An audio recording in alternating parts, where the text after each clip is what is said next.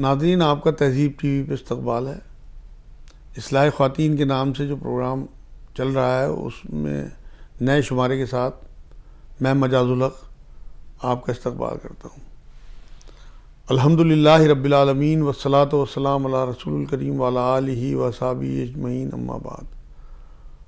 اعوذ باللہ من الشیطان الرجیم، بسم اللہ الرحمن الرحیم۔ آج کا جو ٹاپک ہے وہ اسلامی عورت اور تجارت۔ اسلام میں عورت کو تجارت کی اجازت ہے نہیں ہے، اس پہ بڑے سوال آتے ہیں۔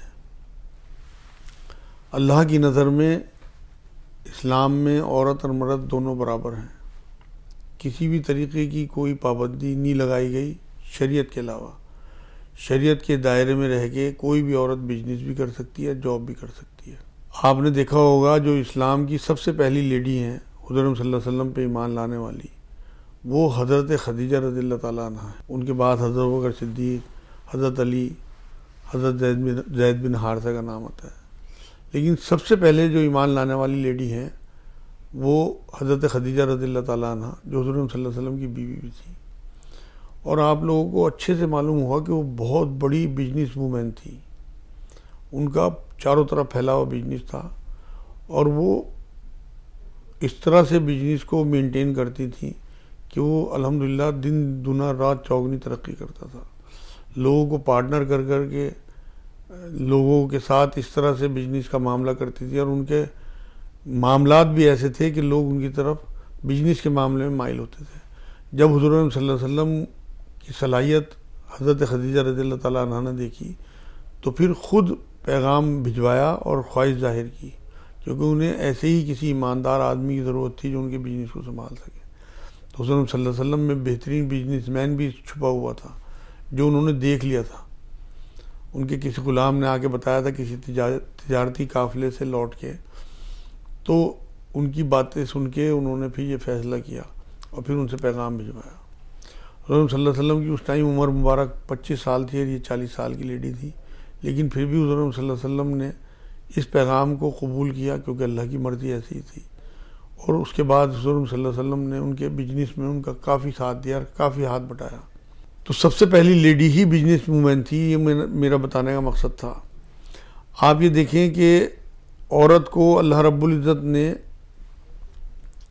بہت مقام دیا اسلام میں۔ اگر شریعت کے دائرے میں رہ کے پردے کے ساتھ عورت کوئی بھی کام کرنا چاہے تو بالکل اجازت ہے۔ ویسے تو عورت کو اللہ رب العزت نے گھر کے لیے اور مرد کو باہر کے لیے بنایا ہے۔ قرآن تو یہی کہتا ہے، ساری کفالت کی ذمہ داری بھی مرد پہ ڈالی ہے عورت کی، اور عورت کے ذمے بچوں کی تربیت۔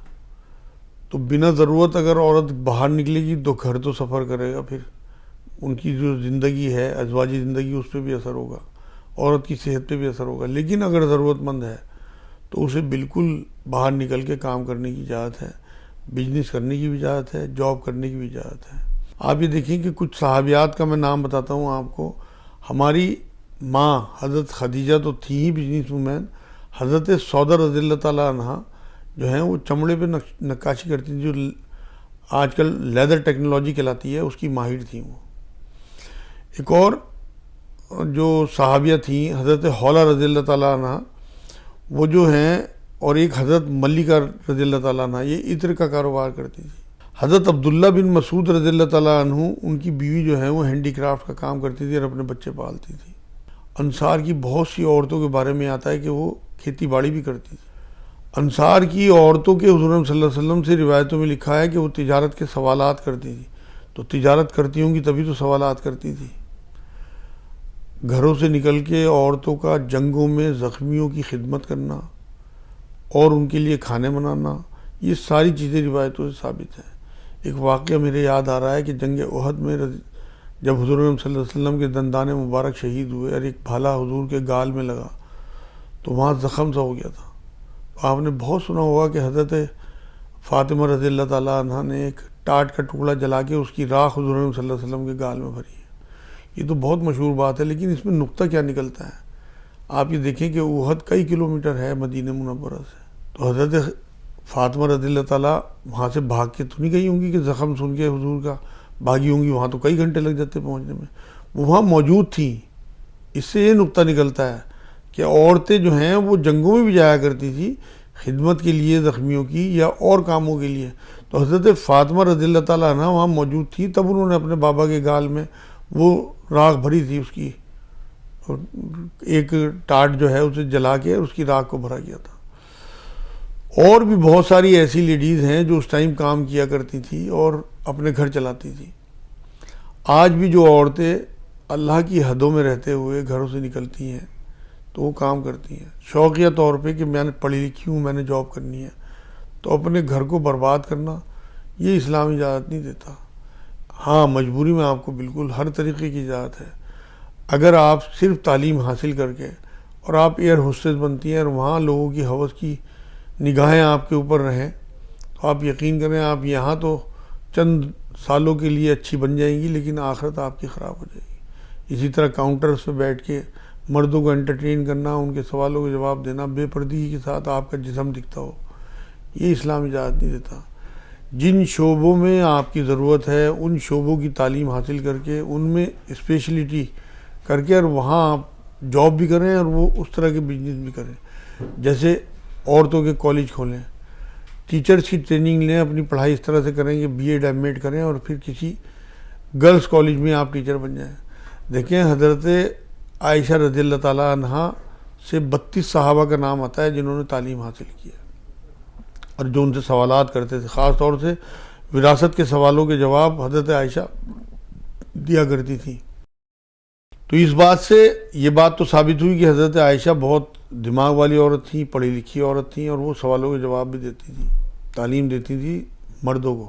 یہاں سے یہ نقطہ بھی نکلتا ہے کہ اگر آپ کو تعلیم پردے میں رہ کے کسی مرد کو بھی دینی پڑے تو آپ دے سکتی ہیں، کیونکہ ان مردوں میں، ان صحابہ میں ان کے بھتیجے بھانجے تو تھے ہی، اور بھی صحابی تھے جو نامحرم تھے لیکن پردے کی آڑ میں ان سے سوال کیا کرتے. تو آپ بھی پردے میں رہ کے لوگوں کو تعلیم دے سکتی ہیں، یہ بالکل اس معاملے سے ثابت ہوتا ہے.